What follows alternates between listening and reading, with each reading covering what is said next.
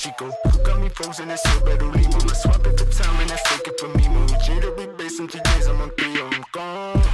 Palomino Patron, Cappuccino Tuton, Alameda Song, stack it up, stack it up. This is either the perfect level too long. What's up, fellow Welcome back. directional, degenerate gamblers? Welcome back to the pit.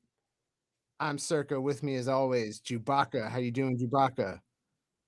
Doing better now. Finally sleeping again. Nice. And also the one, the only, the magnanimous RT. How's it going, sir? It's good, man. It's good. I'm actually short right now. You did it. We did it. You did it. Yes. You got me thinking two-sided, which is great because Yes. the trend is, you know what though, to be fair, the trend is down now. So like I've got my little trend indicator, and when it flips, You're still a trend trader at heart. I'm trying to be, man. That range sucks because I remember I was in the pit. I was like 65% chance we're just going to do the fib pong here. And then it fib pong like 7. There were 7 beautiful trades in there. It was gorgeous. Right my levels, and I traded 0 of them. Oh, snap. So I have a lot of journaling to do. You know, it's nice to be an analyst and nail an idea. It's even cooler to make some money. And I didn't do much of that during that range, which sucks. Yeah, but I missed out on a good 2 or 3 of those fib pong travels because I thought we were just going to break down. Yeah, but it is what it is. What's up, Jedi? Hey, there he is. Boys. How's it going, Shut up, dude? man. How you Looking guys? sharp. Good, man. Doing all right, man. Glad you could join. Well, Yeah, I rushed home from football/soccer. Oh, nice. A soccer team that has been healthily funded By the thanks pit. to yes, thanks to the pit and thanks to RT doing a generous matching program. We put out that match program because if you're gonna do something nice, do it on leverage. If I'm gonna throw 5K into this, I want it 2x leverage. Man, Let's go. How did you do on that, by the way? I think you went over the 2x. Did go over the 2x. Nice. Fuck It yeah. went to 14 grand. Yes, bro. Wow. Nice. That's Okay. incredible.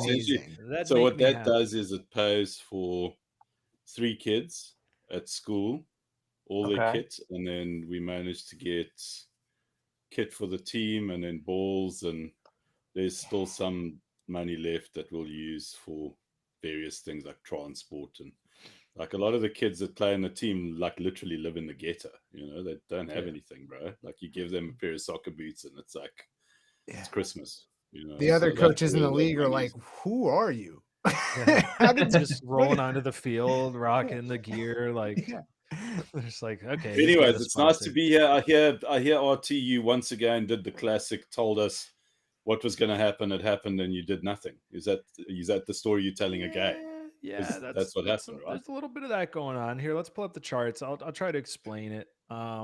Because you know what? One thing you can do when you fuck up or simply miss out is you can just study it and then spot it next time. First of all, this chart looks like shit. So I just want to be clear about that. I have setups that I love where, you know, you say, oh, there was a huge nuke. We took out some liquidity. That could be the end of a move downwards in this case. And then let's get in and start looking for longs in this higher low region. There is a long setup here in a sort of pure technical sense. However, the trend is now down. The trend master, which has been my guiding light through this uptrend, has flipped down. Now look, as you can see, it flips down on the daily, sometimes on its way up, and that's cool. But it's really hard to say when that will happen. And so what I find is easier is just like, trend is your friend, trade with it. You know, the weekly trend is still up. The weekly trend is the most powerful signal on here. As you can see through the last bull market, you know, if you got long here and didn't close it till the trend master got stopped out, you got stopped out all the way up at 45. Cool story. So we are trending up on the weekly, but you can take really sick, nasty dips through that. We've got the seasonal window. We've got the Pepe shit. There's so many reasons why it's time to just cool it. And yet I have such a hard time not trying to take risk against these lows. Like this morning, I was going in to visit the babies at the hospital, and I'm like, bro, I just like, I feel FOMO. I want to be long here. I want to be long here. I want to risk to here. I'm not doing it because at the end of the day, that's cash. It's capital that I can put into the market whenever I want to catch a move. And this is just not really the time. It's not the time in the season. It's not the time in the cycle. It's not the direction of the trend. Yep. So I'm leaving it, and I'm actually short on BNB from like, you know, a little bit higher up yesterday. And there was a really nice short setup. It was almost like, okay, I know this is not what you asked me, Jedi, but here we are now. But here's a cool thing. So yesterday we had, you know, there's a breakdown candle the other day, and then yesterday there was no signal, right? The signal comes when this wick breaks. So yesterday we got the signal, and then what we got was this like, oh, it was fake news because there was some alert about the government moving Bitcoin. And so that actually created the entry for the short of firing, like to try to get short on that trend. And that, again, using these like simple fibs, these simple location tools, you know, it was really this that's like, okay, the trend signal fired a short, but who wants to short the breakdown? That usually gets squeezed. Here was the squeeze, really, really cute across the board in the market. Yeah. I was actually out golfing. I spent the morning looking at the charts, and I was like, fuck that. I'm going out for a little golf. There's not much to do. And then it nuked. Anyways, the one thing I did do was get in on some BNB. So I am in a short that essentially covers my non-cash positions in like pure size. It doesn't necessarily mean like it'll be as volatile to the downside as some of my shitcoins, but yeah, feels good, tastes great. I mean, it was something like, I don't know, in here. It was interesting because BNB actually came up and made a higher high, but there was like all kinds of bear divs, and I think it was the 15-minute really, really cute setup. So, but to Jedi's question, yeah, I did identify what was likely to happen through this. Let's take a look at it, because this is really good studying for us for next time. But like this here was a really sweet range. And often what happens is like when it's time to break out the fib pong, I'll clean this up a bit, is usually when you have a strong trend and then you have a smackdown. So once you get like the market gets smacked down, and it shocks the market into a state of consolidation. And so in this case, it was kind of like this. And then I was like, damn, you know what? It feels gross. It's probably going to, feel like it's going to go down, but it's probably just going to fib pong here for a little bit. And in this case, forming an M and now looking like it wants to break down. So yeah, there was a really sweet series of fib pong through here. And then I was looking at it yesterday. I was like, damn, how did I make like, my excuse, and I have a really good one, is that I had twins like right here. Yeah. So, but emotionally, the thing that fucked me up was that I was long here. I got stopped out here. I tried to relong too early, and then I lost the flavor for the trade when it came in. And then we basically had fib pong 1 in the same day. We had the next leg of that trade complete. If you're just like shorting the 702s and longing the 702s. And then in the same next day, we had the next leg complete. And the next week, the next leg. And the next week, the next leg. And then we had even a fourth one. And then this one would have got stopped out. So you have basically like 1, 2, 3, 4, 5, 6 great trades. And then the seventh gets nuked. And obviously, if you're not trading the whole thing, the getting nuked part can hurt. But at that point, you're just giving back a little bit. So let's keep an eye out. I mean, fib pong is a sick way to trade the market. But it's, got to be the right market state, which it's not, I don't think now. I think we've got a pretty good case for a breakdown. I've got a really good trade if people are paying attention right now. Go and check out INJ. I like good trades. Ooh, that's one that's been on our list too. Are you thinking so short? It's essentially, it's a short, and it's just in terms of the previous support, it's basically just gone straight below, and I think it's going to Hades now. It probably is. I don't know about that entry though, but yeah. Also, Jump, the market maker, Inge is a Jump darling, and they were like, "Peace out." Yeah. See you later. We will no longer be supporting your price. Yeah. So what are the details on that? Jump is basically Jump and Jane Street are psyoping the market into thinking that they're not out there waiting for us to take our stops. Yeah.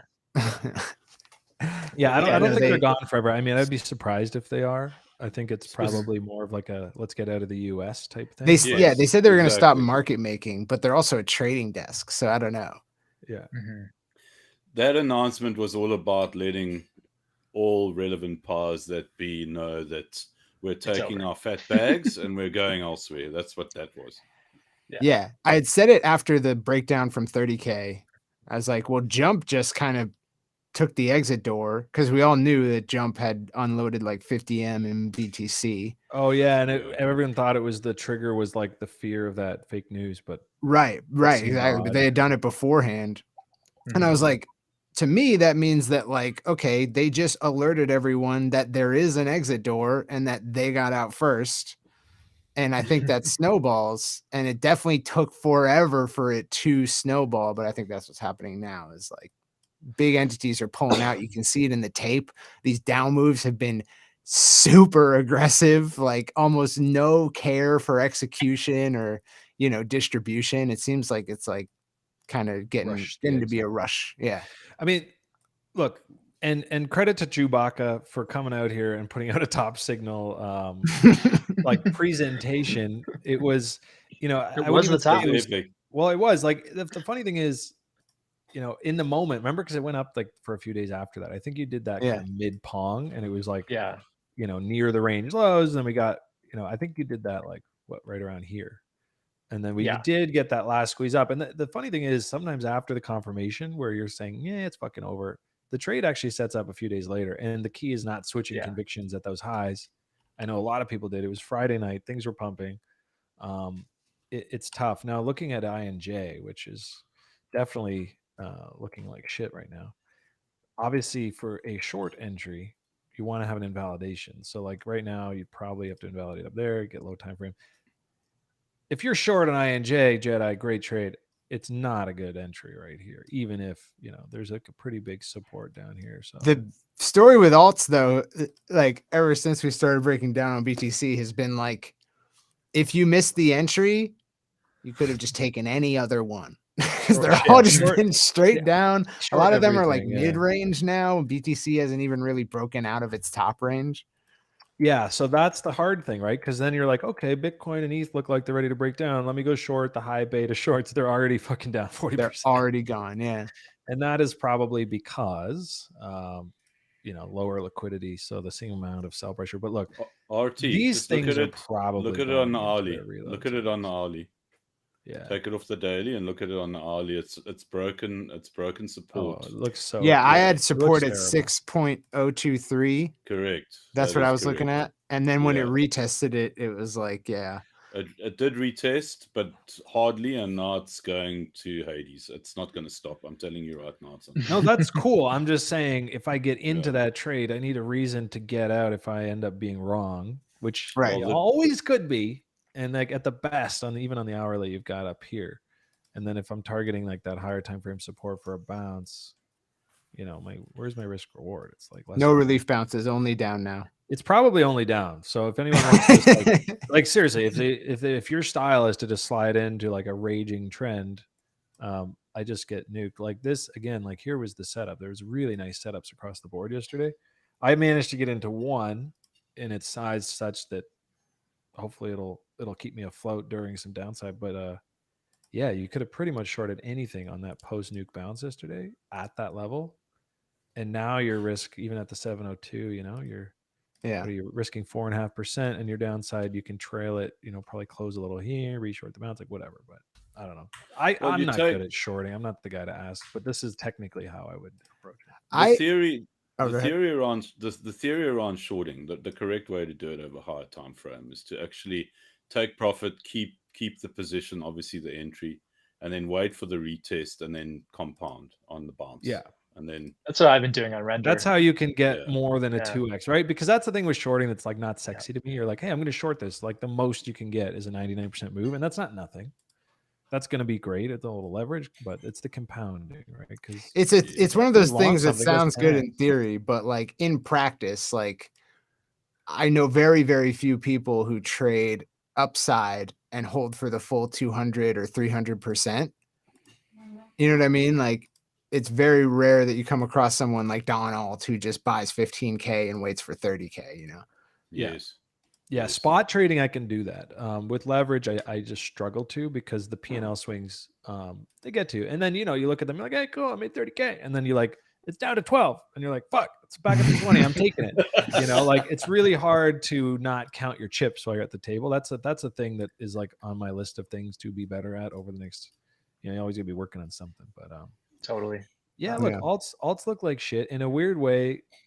It's not like late in the downtrend at all. In many ways, it just confirmed this week in this case, like on a technical level, that's a higher time frame trend reversal. So yeah, I mean, look for support here, but my guess is, and this is typically what we see in alts, especially in a year like this, the washing machine cycle bottoming phase, is we just get the full retrace, like a full puke death retrace, a fat, long, boring, low volatility bottom. And then, I think the key to that we talked about before the stream is like have cash and maintain conviction so that when this kind of stuff starts to happen, you can be building positions and then taking profits on the next time we go up, which, let's be honest, these things will eventually rise from the ashes. And a lot of these alts could see new lows. I don't know if necessarily BTC sees its previous low or a new low. Yeah. But I get the sense that like alts are going to get hit extra hard. There was a certain point in the downtrend from before, like last year, where alts just kind of stopped nuking as much when BTC was nuking because like everything had been taken from them already. Well, also it wasn't really like BTC season.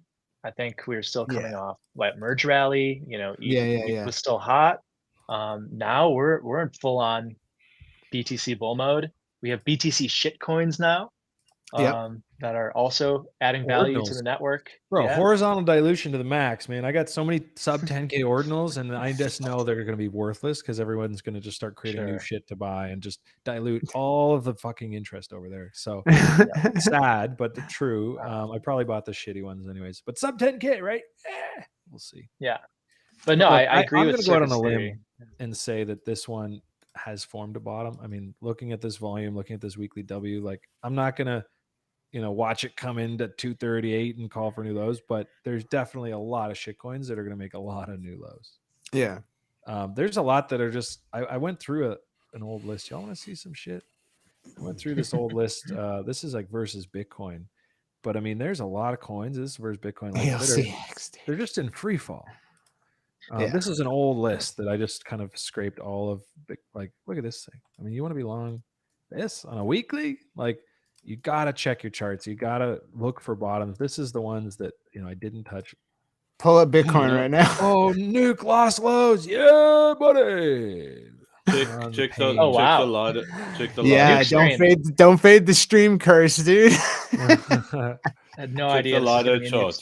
This is what I'm just going to say. I'm proud of myself for not doing ladders at support. Just go check it out. Let's see if it maintains support. Stepping in on the higher low trade in a downtrend is not the way. Check. It's about to hit support. That's theoretically support, right? Let's see. Let's go back. Start at the daily. Not really. I mean, I'd call Wyckoff check on this one. Well, now that it's broken down from this is a fat top. I mean, I wouldn't try to say it's done here at a glance. I mean, a very cursory glance. See, my pump chaser zone didn't hold up for shit. So let's see. I mean, I reckon that thing goes all the way down. My bunny LP positions are probably getting absolutely nuked right now, but I'm not touching them. The idea was like ride any waves over the next year because I'm just printing lit, but it's sized accordingly. But it's lit. Yeah, it's lit. I don't want to look at it though because that'll hurt more. Like none of this stuff looks great. Now, historically, I would see this kind of shit happening and I just wouldn't accept it. I wouldn't, try to step in front of the train. Like, we could have a great summer, boys. Like, I mean, outside of the market, like fun, go outside, touch grass. After shorting the top. After shorting the top, it's way cooler. There's definitely some markets, like there's going to be some trades going on, but we talked about this before the stream. What comes after the big down is like dried up volatility. It's going to be really shitty for a while. Sick range trading. Yeah, more like anemic bored, awful chop. But if that's when you can pseudo market make. But if you that's can, when I'm looking at farms. If you can identify what to do, like find a range and trade a little range. Just don't try to catch any breakouts until friggin' October maybe. But let's see. Let's not get too bearish at support. Just kidding. Support's long gone. I mean, we're coming into the wick from was it yesterday? Jesus Christ. Yeah. It's only been 1 day, sir. So I mean, it technically is bearish at support time right now, but I can't say for sure what's going to happen next, but my God, does it look like shit. I don't expect shorts, especially all the short volume that came in over this morning and afternoon, to get paid this easily. You know, like, I don't know, as someone who's sometimes it's like cats out of the bag, and then totally. These things can definitely accelerate, but like they typically accelerate after like significant or like last hope supports have been broken. Yeah. Not before, you know, like I don't expect us to accelerate into a range break. I don't know. I just I do a lot of shorting, you know. Yeah, I was gonna say you're like the fucking you know what you are? You're just Mr. Contrarian. No, I am everyone's short. Like short and bearish. You're like, well, I don't know, guys. I'm net short from high up on BTC and a lot of alts, but like I don't know. Like this is why I take profits here, is because because I'm very used to losing profits by expecting a range break that like is just a little, it's like maybe a day or two too early. Well, look, this is a 4-hour candle now trading below where I would loosely have drawn a pretty fat support level. Doesn't look great. It's got 2.5 hours to close back inside. And if that happens, you know, we probably get a little squeeze and everybody who decided to be a bear today gets fucking destroyed. It's a good scalp for long, right? So I'm also waiting for that. That's what I'm watching. I mean, it could be like, this is literally my long side. I'm just so used to like stepping in front of this shit and just finding myself bleeding out a bunch of times. And then when the long comes in, which it will, which in retrospect, you're like, wow, this one's way better. I should have waited for this one. And that's kind of like, so I'm staying my hand today.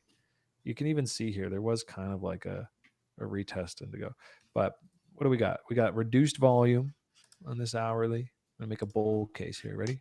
I do not recommend short or long in this, but we got no hourly bull divs of any kind, but there is like slightly less volume for now, but there's still 30 minutes left. So I don't know. It was a nice long scalp twice already this morning and they all got nuked. So check out the Pepe chart. I think I'm really comfortable right now waiting for the trend to shift back to bullish. And if we do get back in this range and blah, blah, blah, there'll be a fucking long in there. And the nice thing is if we do, boys, we're probably going to 30K. Like if this turns into like an, oh my God, it was a fake out, and we're back inside this range and shit and we're just chilling, it's probably going to move up all the way and take all this liquidity. So there's plenty of space to get on board for me. But I'm sorry, go ahead. Pepe, bring the Pepe chart up, please. Yeah. The whole market really just moves with Pepe now. So we're in deep shit. Yeah. No, what's going to happen with Pepe is the following, is that this thing is going to break support soon at 0.13. And then it's going to go to freaking Hades and Hell and all those places rolled into one. Look at this, though. Remember Jew.bacca? He's like, yo, show me some chaos levels. Yep. Yeah. And I'm pissed because I drew you some and they got obliterated. And then I drew you some more and even they tagged. Like I drew you some more when we were here. And I was like, damn, I guess they could go that high. And then the next day it was just like. I know. Yeah. Where you circled is where I took all my profits on like, you know, my main Pepe long. Like around here, the right? rally. Yeah. No, before that. I mean, a little bit before. Like through this shit. Yeah. Yeah. Yeah. Yep. This is insane, though. Yeah. 2 streams ago, Jew.bacca and I were Bear Team 6, locked up, tight, you know, ready. We had shorted the top. We were ready for the breakdown. And then as soon as the stream ends, Jew.bacca betrays me, longs the F out of Pepe, and squeezes every last drop out of this bear market rally. And I'm pissed because I missed out on that long leg. Because I was just so taken aback by the betrayal and the treachery. And so I just had to sit in my shorts like as they kind of came back up multiple times while friggin' Jew.bacca was getting rich off of frog memes. And it's pretty sick. I mean, the reason why, or one of the reasons why I had so much conviction on my short after that, or adding to my shorts after that, was I texted all my friends about my Pepe gains. Oh yeah, literally. I remember you saying that. I remember you saying that. Yeah, I'm like, I'm telling You everyone, top I'm signaled showing yourself, my girlfriends. I top Yeah. signaled myself. I caught it, and then it's a guaranteed short after that, you know? Yeah. But you know what? Like, that's the thing. We are the same humans that do that texting. So like, you just catch yourself, you know, I just casually, you know, I took a trade. My son brought me a unicorn sticker a few weeks ago. And then he brought me a treasure chest sticker. And I was sitting there like a degen going, hey, I think that's a Uniswap long signal. And then I looked and the chart looked good and it filled me, and then it went up and it was up like 7K. And I looked over at my lady later that night. I was like, yo, our kid's trade is up 7K. Well, that was the Pico top. And then it got nuked. But like in retrospect, I was like, God damn, babe. She's like, you did it, didn't you? I was like, yep.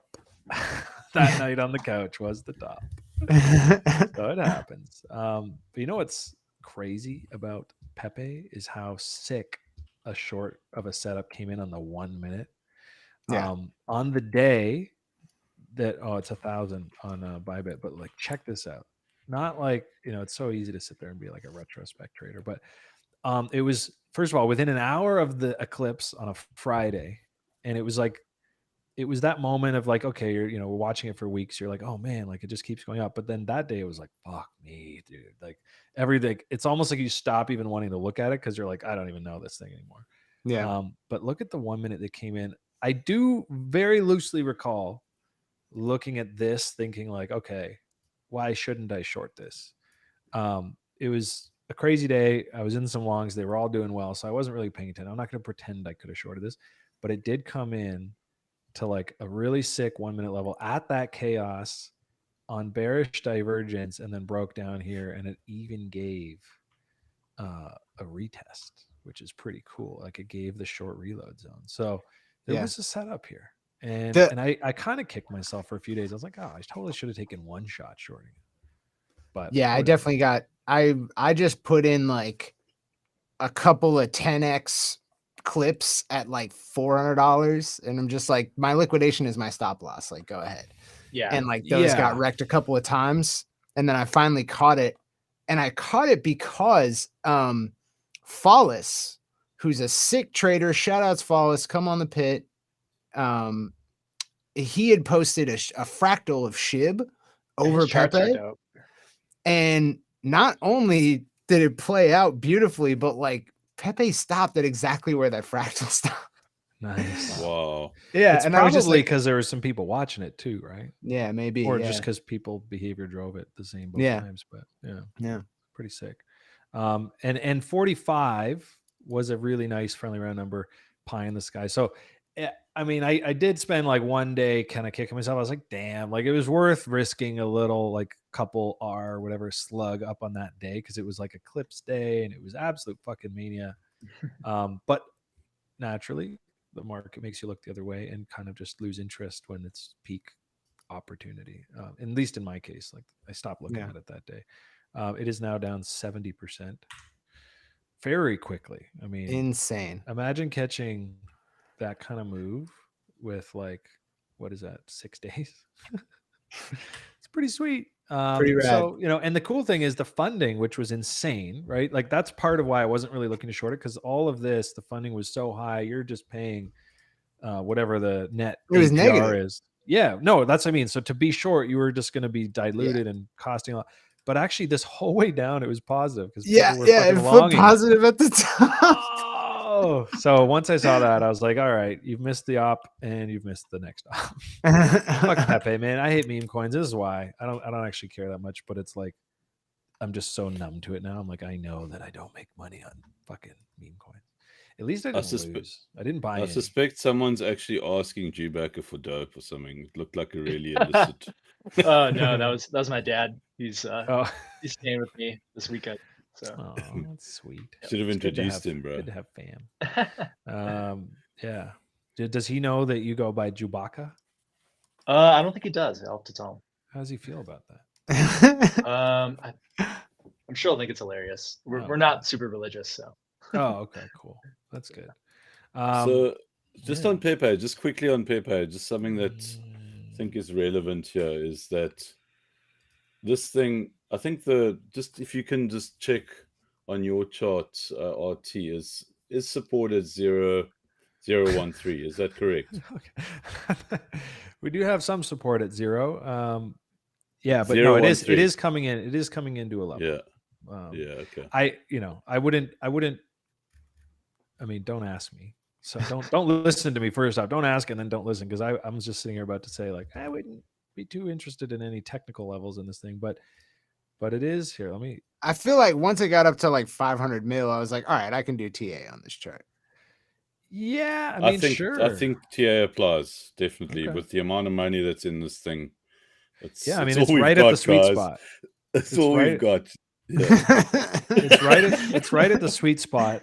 My problem with these things is, like, the selling usually stops when a certain majority hits their entry, right? So, like, if you're thinking about a coin that had a pre-sale, a seed sale, oftentimes price won't. Doesn't always happen this way, but if there's like a huge rally, like say Solana, whatever, it usually floors somewhere around that pre-sale price, because that's where the pre-salers stop selling, because they're like, I'm not selling for a loss. Or better yet, they start adding because they like the project. What's the fucking price on this thing? Where's your floor price? Like, that's uncomfortable. Yeah, I mean, everyone got the chance to access this thing at nothing. Yeah. You know? Yeah. I passed on it where I passed on it, like way back whenever the fuck. It's actually not even on this chart. It's on the other one. I circled it to, stay in the history books for me. This is my painful reminder. I think it went 100x from my pass. What's the over-under on Pepe going negative? Back here. This is where I passed. Somebody shilled me on Twitter. Obviously, it was not meme season at the time. They were like, "Oh, it's Pepe meme season." I was like, no, I'm way too mid-curve for that. Well, anyways. So that's literally, like, I was late here because somebody was already up like 1,000x. Yeah. And we are still a ways below that. So it's late for a short, early for a long. So let's stop considering who got in early and think about who got in at the top, because it had to get up there. I mean, I think if you bought the top, you probably puked already. My guess. I don't know, dude. You'll be surprised. There's probably a bunch of dumbasses sitting in a basement somewhere hoping that it's going to bounce and go back to 1.5 and then 2 bills. That's literally why these things don't go straight down. It's because of hope like that. Yeah. Like, no. I mean, literally, BitBoy made his first on-chain transaction at the top of Pepe. Yeah. You think I like the meme, but to be fair, I think he actually just... I think that was a misunderstanding, but fuck. Well, no. What I think it was is I think he uses MetaMask swap. He uses the internal MetaMask swap usually, and this was like his first time using Uniswap. Damn. I mean, that's possible. But he's made tutorials about it. But didn't you guys know he said. He's a genius. Sure. He's an absolute marketing genius. We actually talking about him right now. Totally. He's a savant. Yeah. No, he's a savant. You know what's funny? You can't call him a genius, this guy. I'll give you savant, okay? That's it. I was actually at an event. Where was it? New York? I think it was New York. I was in New York last year for the NFT NYC. And I was at some party and I saw him like 10 feet away from me. I was like, oh shit, he's BitBoy. Didn't have much to say to him, so I didn't want to like awkwardly go chat with him. But he was standing there kind of with the sunglasses on the side of the dance floor, just hanging out. Man, I'm sure he's a nice guy. What's the big deal? Come on. Yeah, I love koalas, dude. But the 100x of the week was too cringe for me. I stopped there. That was like an old thing he used to do a couple years ago. I just can't. 100x of the week? Yeah, it was like this week's 100x jam. Did any of them ever go 100x? No, not one of them actually. And it was like, pay me 2 Bitcoin and I'll make your video the next 100x of the week. So, dude, yeah, it wasn't great. Objectively speaking, that is not great stuff. That's pretty shit. Shout out to BitBoy, Ben Armstrong. Dude, objectively speaking, that makes somebody a shitty person. But opportunity doth bring out the devil. Now, let's look at the GAN. because Sam Bankman-Fried didn't survive, and BitBoy did. Hold on, can we talk about the IRS for a second? Oh yeah, you're getting robbed, dude, by the U.S. government. So is it bad enough that I got rugged on FTX? And I say there's a lot of people here that did. So we got rugged on FTX. And I don't know about the rest of you guys, but I then got rugged by my bank because they saw the wire fraud charges come in. And within a week, mysteriously, they were like, hey, we're closing all your bank accounts. You have 3 months to get the fuck out. We're protecting you from something that happened a year ago. Not to protect me. No, literally, like they were like, your profile no longer fits our risk tolerance. And I was like, okay. So I received a wire from FTX and they've been charged with wire fraud. So you just want to close my shit. Fair enough. Fuck you. So that victimized number 2. Now we're sitting here getting all this hopium about relaunching the exchange in Q2, finding all this stuff. Maybe they've got 8 billion. Maybe we're going to get 20 cents on the dollar, maybe 40. You know, that's where I had it marked up in my head, maybe 20. And then the IRS comes in, and we should just look this up. You can just search FTX IRS, all the buzz yesterday. And yeah, this guy put out the first $44 billion. They're claiming $44 billion against the bankruptcy, basically moving themselves to the front of the line for an amount that exceeds by about 400% the total claim that was ever there. Someone help me make sense of this. Yeah, I read something that John Ray can like block that somehow. Yeah, I'm pulling that up right now. I've got some copium in the tube here. Yeah, I'm rooting for you. I've got a little bit of hopium. Where is it? There it is. So I found this in response to that. You know, terms of service, legal title over customer assets, technically never transferred to FTX. So we technically still owned those assets. Therefore, they cannot be claimed as taxes because they're my fucking assets, not FTX's. So could you imagine the U.S. government clawing back people who got their money out in time in order to... Yeah. Now, apparently there's actually like a net. The MG gets a call from the IRS. There's a net in, net out, though. Well, look, there's a net in, net out, though. So, and I thought about this too, because I actually coulda, shoulda, woulda pulled out some money like in the days leading up to it. Now, if you just say deposited 50K and in the week before, and then the day before it collapsed, you withdrew that 50K, you're net zero. You're not actually, that wouldn't be a clawback, is what I was told. Something like 30 days. It's like if you've deposited in the last 30 days and then you withdraw that, I don't know, somehow not part of the clawback. But I mean, good luck calling up 1 million people and being like, can you send us money? That would be a 10-year endeavor as it is. Yeah, the IRS though, you know. I mean, whatever. Not my government, but yeah, so that's bullshit and I'm not surprised. I'm not even like libertarian, man. My kids are in the NICU right now. I appreciate what the nurses do. The tax money pays for that.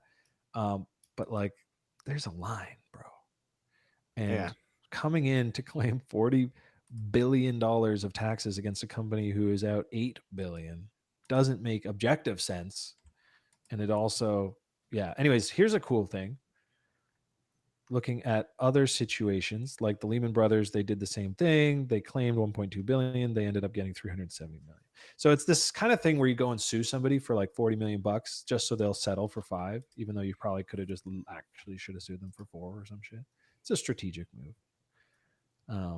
And so there's a lot of cases where, you know, what, did we lose the stream? Teetering on the knife's edge, gents. Uh-oh. So anyways, 26,500 is the level, guys. 26,500 for Bitcoin. If it goes below that, it's going to be painful. Guys, I have to leave early in Jew.bacca fashion because it's daddy-daughter day, and I got to put her down for a nap. But I want like sitting there next to the desk with a no, she's with her grandma right now. Okay. But I just wanted to say, because the vibes get pretty terrible in the pit as soon as we see some downwards price action. Mm-hmm. Don't give up, gang. This is not only the time to use whatever trading skills you've accumulated on an inverse chart, but it's also the time to not lose attention, because the second half of this year is going to be the best buying opportunities you have for the next, 4 years. So definitely don't check out. Stay active. Don't check out completely. What to put structure to that? What I would say, like at least what I'm planning to do is like, I mean, I have a lot of work to do at the computer to do with crypto, not to do with trading. So like, I'll be here every day, but I'm not going to stare at charts and wish for things that aren't like. Yeah. Minimize your check-in levels. Enjoy the summer, guys. Summer doldrums is a thing because Wall Street takes off to the Hamptons every summer. Liquidity dries up, and they basically move the market back to their entries every September so they can get back in and continue their own fucking party. So it's not random, and it's pretty consistent. DeFi Summer 2020, there are exceptions. Pay attention, but there's a pretty good chance the summer's going to suck. And if you play it right by not being too underwater when the peak Wojak arrives, you can be getting in when the market starts to look really sexy and there's like rising volume and it's like, oh my God, we're going into October or whatever it is. So yeah, this looks abysmal. I think it's poetic that we had Brian Beamish on last week right at the eclipse high, and he said, might want to cool our jets for the seasonal window. And I didn't get those shorts, but I did manage a cheeky little BNB one yesterday. It's enough to cover what I don't already have in cash. So for the first time, here we go. See, that says BTC spot stop loss hit. I actually sold my spot BTC yesterday on bounce because everything looks so fucking gross. I have a little bit. There's a certain amount that I'm like, I'm just holding this. Right. It's not on my radar, but the majority, like the trade bag, is toast. Well, all right. So am I allowed to get euphoric on air? Is that allowed? Like, therefore, but you just might mark a bottom. So I close out positions before I share them. That's what I do. Yeah. I just closed out. I just closed out 2 shorts because we're approaching some major support on them. But it's beautiful to catch shorts. It's like I never used to like it, but then I hung out in the pit and then kind of like on this trajectory with the boys, and I don't really get much time to look at charts at the moment, but when I do, it's nice to get those entries. It's great. I think it would be cool. I haven't done a lot of it, but I get it, right? Instead of feeling bad on days like today, you're like, hey, volatility in any direction can be good if you can trade both. Yeah, I'm warming 100%. Up to it. I've got one short in. It's on BNB, which is breaking down right now. So slowly first, then all at once. Gradually, then suddenly. Yeah. Hey, I gotta cut, gents. I'll see you. I'll see you next week. Yeah, in the pit. Good to see you. Yeah, bring your guitar next time. Okay. So what's next, guys? What's on the agenda? What do you? Well, what do you guys I really wanted to get both of your opinions on like the whole BRC-20 buzz and like what that is going to do to Bitcoin next rally, because it's going to do something. BTC fees reached parity with block rewards for the first time ever a week ago, when it was costing $30 to make a Bitcoin transaction. And so that means miners have real yield, like for the first time ever in Bitcoin's history, right? Yeah, that's what I saw something insane. About Sailor saying that like miners are going to like this. Yeah, like that's insane, right? Like that, in my opinion, if this Bitcoin, mini on-chain bull market continues, that's going to be an insane bull case for the price. Okay, so are we talking about a layer 2 here specifically over and above? This is about layer 2 Bitcoin, right? I mean, potentially, yeah. I mean, that it becomes that kind of conversation because obviously BTC on, the actual chain itself is becoming too expensive to operate on. I like it. If that's what if you want an opinion on this whole thing, I like it. I think Bitcoin needs this innovation, irrespective of where it takes us. It needs it. Why? Because Bitcoin has been kind of like just there as this boomer coin, and we need something more. Yep. And I think layer 2 contracts on the most secure network on the planet is a great idea. Let's see if they can execute it. I'm sure they can, but this is going to be very interesting, and I like it. Yep. I can't share too much of an opinion, like informed opinion, because I haven't looked too closely at BRC-20, except for that they did pop on my radar about a month ago from Mark Jeffrey on Twitter, who has still been tweeting about them. I've heard that the UX is terrible. I've heard that it's just kind of confusing and difficult. I just don't think that the chain is designed for what it's trying to be used for. I don't have a problem with people fucking with it. It's technology, have fun, but I don't imagine that, ERC-20 suddenly get replaced by BRC-20s. But yeah, side chains. I just read like a thing about how, what's it called? Oh, I just saw the message in the chat. Now I'm distracted. Okay, we're gonna wrap up in 9 minutes. I completely lost my train of thought. Basically, that Lightning Network was a failure. That it's not working. I don't know that, but that's what somebody wrote about, and I was like, oh, interesting. I thought it was cool. There's a project called Botanix. They are about to hit the space with essentially introducing the idea of contracts and L2 on Bitcoin. And they seem to think that they can do it. I'm trying to get a meeting with them. I actually want to interview them. I'm really keen to understand. Yeah, that's going to be really cool. Like, I'm actively trying to track these guys down and get them. The BRC-20 dudes? Yeah, they're called Botanix. Let's talk after. I might be able to help you track somebody down. I might know a guy. Who knows a thing. Yeah, let's talk about that. And if you do find out more about BRC-20s, fill us in. I do the thing where I hear about it, I don't act. It goes up a bunch, I don't act. It goes up a bunch more, I don't act. And now I'm like, I missed it. Even if it goes another 10x, like that's kind of where I'm at with that stuff. I loaded up on ordinals during the initial mania, and I was pretty fucking early, like day 3, day 4, and I've got maybe 15 of them that are sub 10k from 4 or 5 different projects, and I'm just holding them. I've written them off. I assume that they'll horizontally dilute in value now at 5 million inscriptions, and I won't get anything for them someday, but sure as hell not selling them now for less than I bought them for. And in 5 years, maybe 2 years, 1 year, maybe like everyone's like, ooh, sub 10Ks, it's like its own collection. And I will sell to this mania. But for now, I'm just a holder of poo. Yeah, I mean, it's more just like a reminder for yourself to like keep paying attention periodically. It's like one of those holds. Dude, I liked it. I really enjoyed that week because I was learning new shit. I was actually, Bitcoin is actually a very confusing chain, right? When you come from Ethereum as like your core use in crypto, it's like you have a wallet and you just send and receive and it's all good. And then in Bitcoin, you have like an XPub address that is like your core wallet address, but then you have all these like SegWit addresses on top of it. And once I moved Bitcoin to one and missed it in the other, and I was like, where's my Bitcoin? Like, it's actually a super confusing chain. And then there's Taproot and all this other stuff. So I did learn a lot. Real quick, before we wrap, this is kind of an illustration of what I expect. Doesn't mean it's going to happen, but this is the question then being is like, if this was summer 2023, would you be prepared? And that's basically that, like, yeah, okay, the party's over. We've had our breakdown. Sellers may walk away, blah, blah, blah. The bears are right. Ooh, sad.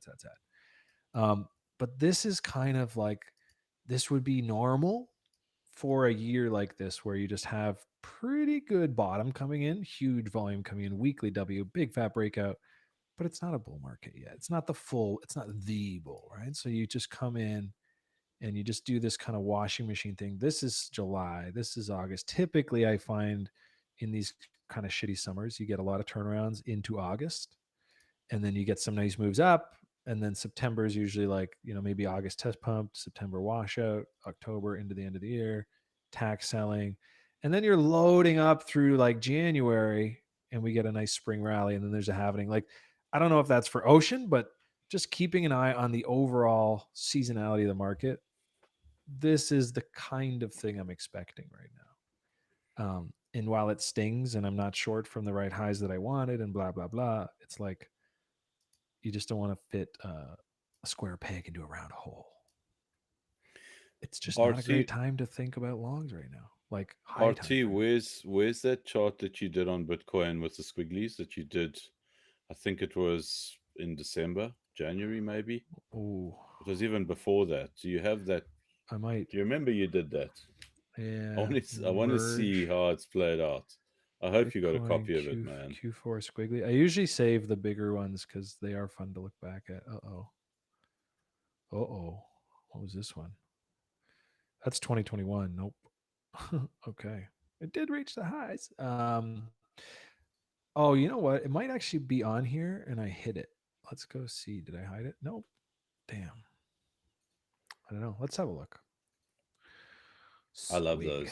I love them. I love it. I just like, Merp Squiggly 2324. Okay. What was this? Oh, there it is. That was wrong. What a stupid idea was that? I think that was the one. Delete. I think that was the one. Was it? No. Yeah, I think that was it. Having wedge squiggly. Let's go see this one. Oh God. This is embarrassing. Wow. That was also pretty bad. Oh yeah, I remember this one. This was me in March seeing the big like weekly W and thinking like, hey, we could probably just do this and then go into the halvening and moon. Yeah, that weekly breakout cost me a lot of money. I got really long on a lot of stuff, and then it went down. I closed it for a loss. Just before we wrap up, don't forget Stacks, hey guys, STX. Oh yeah, I was Stacks. Like Stacks is essentially attempting to do the layer 2 on Bitcoin. I mean, I can't believe we forgot that, but that's why it's had such a strong narrative over the last 3-4 months. I think that's, you talk about lows coming up. Circa was speaking about, there's essentially generational buying opportunity that's coming towards, like going into Q3, Q4. Stacks is definitely one of those that needs to be on your list to keep an eye on. I think that thing's gonna kick ass. So it kind of relates to this like portfolio theory that I've been thinking about for next cycle, and I've been having some conversations about Hxro with, is that I'm picking like different narratives and then denominating in like one coin leader in that narrative. So like, let's say I'm shitcoining on Bitcoin, like trading ordinals or BRC-20s, then I'm rotating all of that to either Stacks, which is, kind of the leader, and then also Bitcoin. But, using that sort of methodology across like every narrative, AI, I would do the same thing, rotating into AGIX.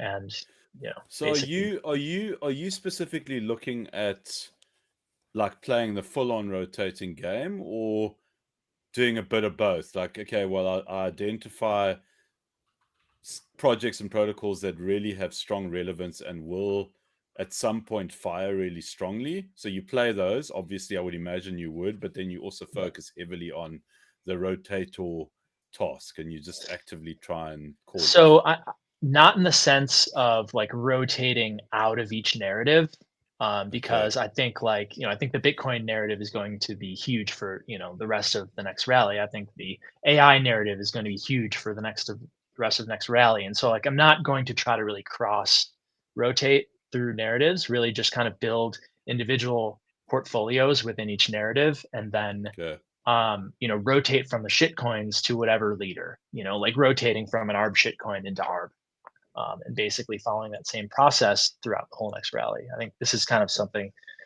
for another episode, but yeah, sounds good. I was told by someone who is in the AI space that in general, AI on blockchain is kind of a bullshit narrative. For sure. Yeah. It doesn't mean that shitcoins won't pump. Totally. But the idea of like anything with the kind of throughput that AI might require, whatever that is, it's a marketing gimmick for sure. Yeah. 100%. But there is a project. I'm not going to name it right now. It actually just launched. It's not 0x Encrypt, is it? No. It's like the one where they kind of were like shit talking this idea of, I wouldn't say shit talking, but they were just like critiquing the current AI on blockchain and basically saying they may have solved it. But this whole thing, I didn't bring it up to like make a shill on that coin, but if it bottoms out and looks really good at some point, I'm happy to talk about it and do some more research. But there might be an AI on blockchain project. But anyways, it just launched. It's kind of a high FTV. I'm not going to bring it up right now. But there are some builders out there who would say they've solved it, but most have just gimmicked. Yep. For the record, I don't know how all this stuff works, so who knows? But AGIX has Ben Gortzel, who's like Mr. PhD leading AI mind in the world. And I was always enthusiastic about that. But there's even just like lack of use case of that token over there too. It's kind of like a fundraising token. So I don't know where that ends up.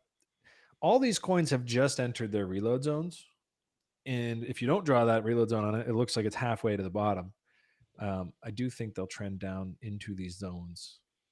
I have a trouble shorting any of these, but if we get a squeeze up in the next week or two, or there's some kind of like, oh my God, we're back, I'm going to maintain my bearish bias for a little bit. I'm going to try my best.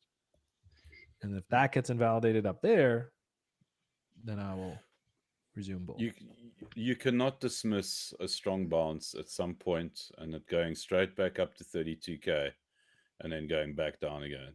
It's very possible that it can do that. Yeah, it's possible. Well, that's why I like this range low. You know, we were talking about at the start of the stream, like right now we're breaking down from it. And my guess is we accelerate here and there's an absolutely like eye melting drop and it just pukes everyone's guts out. And it's probably ending around 25K. I also don't think that would mark bottom. I think the 25K ors would probably have to get squeezed until they stop wanting to buy. What is that? 21? I don't know. But yeah, I think we get the jaw-dropping dunk sometime soon. And you know, look, these things always go lower than you think, right? So that's where, and this is me talking like Mr. Stay bullish at support. Like I know from experience from just getting rinsed. I mean, we've just got a fat head and shoulders on the daily. It's just breaking down. Like it's just not really time for me to call bottom unless this is the Pico low right this minute, which there's just no trade there. So cool your jets. Have a good summer. I'm going to be hanging out with my babies. It's like kind of what I asked for. I really wanted that one leg higher, that mania. The mania came just in a bunch of shit coins that I wasn't in. But yeah, it could line up perfectly as far as like, hey, I got these new babies, spend the summer with them, try to unplug a little bit. What I want to end with, guys, is like, okay, number go down. Maybe it's time to wait for a few months. There's going to be great opportunities. Cool. How do we spend this time productively? And I'm going to list 3 things that I'm doing. And then I want to hear from you guys. Working out, back at the gym, personal trainer now, because I just know I don't have to do it myself. Focusing on my processes, ironing out my trading plan, really setting myself up. Like Jedi talked to Brian last week, like, what do you do to prepare? And then 3, spending time with family, like reconnecting the family unit more as a focus rather than, oh, let me see if I can get some time in today. Those are the 3 things I'm going to do that will make this summer feel productive in the backdrop of like shitty price action. Also being in some cash so I can buy the dip. What are you guys going to do? So for me, go for it, Jedi. No, you first. It's fine. Yeah. So for me, I just basically left my my current job as a full-time employee to kind of branch out on my own. And I have 3 contract jobs. Thanks. Yeah. So I have 3 contract jobs that are starting over the next few weeks, and so it couldn't be better timing. I'm just kind of plugged out of the deep research phase that I was into over the last few months, and just kind of like swing short from the highs, and not really trying to pay too close attention to anything. And it's a great timing. It's great timing for kind of this this contract consulting journey that I'm going to restart here. So beautiful. So stop researching during the bear is the message from Jew.bacca. Excellent. No, I know what you mean. Are those your 3? Are those your 3 things though? That's one thing. I guess that's one thing. I'm building a new garage right now. Cool. So that's number 2. And then number 3 would definitely be getting into a good workout routine again. Yeah. Can't overstate that enough. I talk about it, but I hadn't done it. I'm back with a personal trainer now, and I'm just excited to be on the train. Yeah, that's a good thing to do. So, I mean, we're at a bit of a crossroads with blockmates. We actually you closed the Discord. Yeah, there's a reason for that. There's a very good reason. We're not letting anyone know what it is, but we're busy with something. But we've got this. The first thing is that we've got this incredible business, and we've got a responsibility to our community, but more importantly to ourselves, to run like this solid business, and we're working on that and how to do it properly. We've got kind of like a life business coach that's come in, and she's helping us just come to terms with like how to just run a business together as a, like we don't have the usual hierarchies within a company where you the boss and you this and you that. It's like everyone's equal, and it's such an interesting dynamic. So we're working on that. That's going to take a lot of effort. We want to get that right. I want to not only I've been surfing a lot more. It's winter here now, so there's a lot of swell. My kids have become surf rats. They love it. Nice. So they're in their teens now, and it's kind of like Saturday mornings. It's up early, football game, and then surfing, and it's just like, that's what we do. And I've got to get in the water now. They're getting better. I'm no longer looking at beginner waves, and I'm taking them to, these isolated spots. Not as hectic yet, but need to get in the water more, which has been really cool. And then the third thing is just getting on the bike. I'm not a big fan of gyms. I mean, I go, but my routine needs to be on a bike, and I've been doing a lot more of that. So that's my focus. So yeah, it's winter here. It's not like you guys where it's summer, it's winter here. So it's very different from that perspective.